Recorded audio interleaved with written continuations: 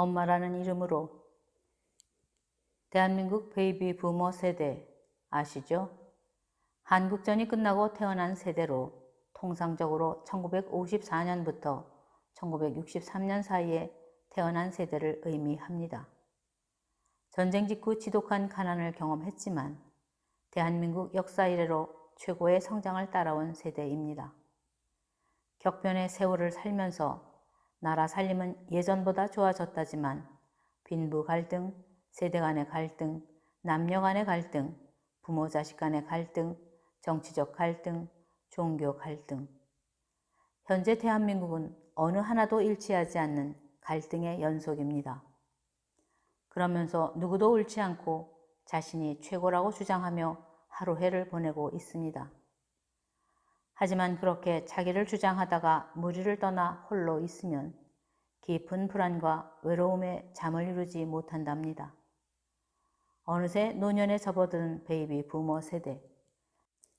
남자들은 평생을 해온 일자리에서 은퇴를 하고 아내는 그런 남편 세 끼 밥을 해주는 것도 모자라 장성한 자식은 독립할 나이가 지났지만 결혼도 미루고 변변한 직업도 없이 부모 곁을 떠나지 못하고 있습니다. 설사 결혼하여 독립했다는 자식들도 제 자식 키워달라고 손을 내밀고 100세를 바라보는 부모님까지 살아 계십니다. 이런 상황에서 남은 40년을 어떻게 살아야 할지 전혀 방향을 가늠할 수 없습니다. 그런데 갑작스럽게 찾아온 코로나로 나라는 물론 세계 경제가 예측 불허의 시대에 돌입했습니다. 개인이나 국가, 더하여 세계까지 한 치 앞도 모르는 암흑의 시대가 열린 겁니다. 더구나 한국전 이후로 성장만 거듭해온 우리나라는 최대 위기에 직면했다고 합니다. 전혀 가보지 못한 길을 가야 하는 길목에서 공포지수는 최악입니다.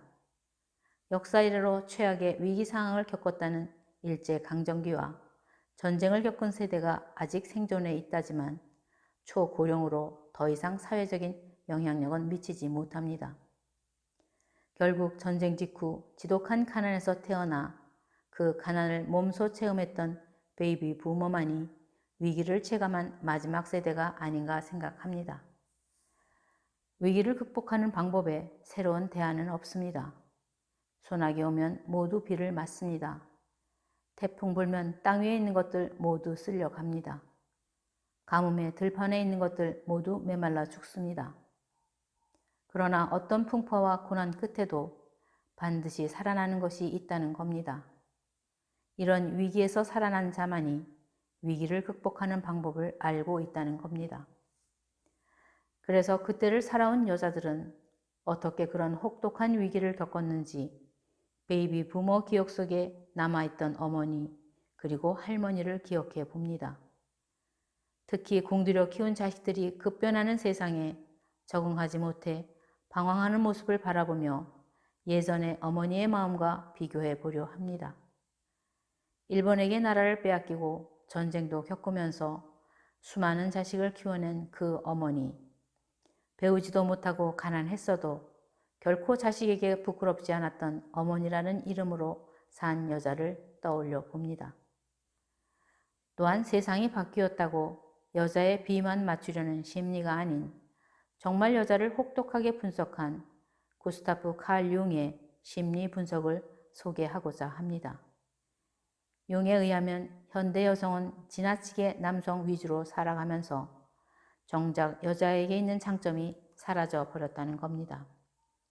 현대인은 자신이 가진 장점을 더 발달시키기보다는 자신에게 취약한 것을 경쟁적으로 매달리다 보니 신경증 환자가 되고 있다는 겁니다. 20세기의 불어닥친 페미니즘의 최대 피해자는 바로 여자이기도 합니다. 남자의 것만 빼앗으려다 정작 자신의 정체성을 잃은 것은 아닌지. 또한 역사 이래로 처음 가보는 고령화 사회에 진입하는 첫 주자입니다. 100세 시대를 산다고 들떠 있지만 역으로 남은 40년은 죽음에 사로잡혀 살아야 합니다. 살았다지만 죽음에 사로잡혔다면 그것은 죽은 것과 다름이 없습니다. 그래서 아무리 인간이 오래 살아도 환갑을 넘기면 노인의 대열에 들어선 겁니다. 아무리 신체가 건강한들 재물이 많든 혹은 권세가 있는 것과 관계없이 마음에는 전에 없던 죽음의 그림자가 드리워지는 것을 느낍니다.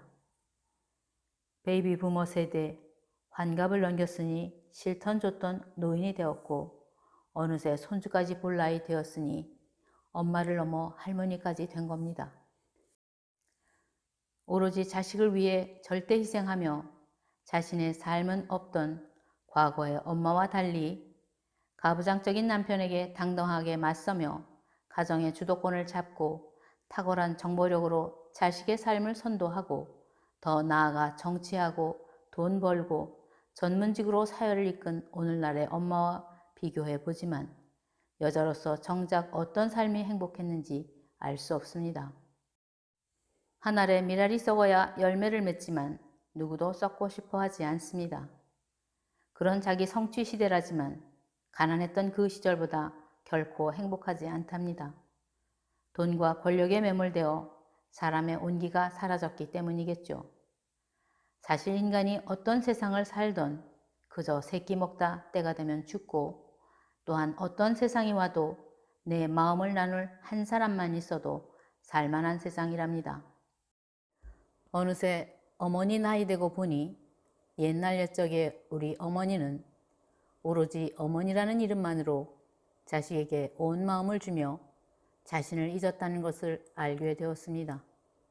그래서 소설가 베르나 노즈는 인간이 자신을 찾는 것보다 잊는 것이 축복이라고 했던 모양입니다. 나를 찾겠다고 누구에게도 기억되지 못한다면 인간이 사는 의미가 있을까요? 심리학자 칼 융은 인생은 나를 찾아 떠나는 것이 아니라 내 안에 나를 찾는 거라고 합니다.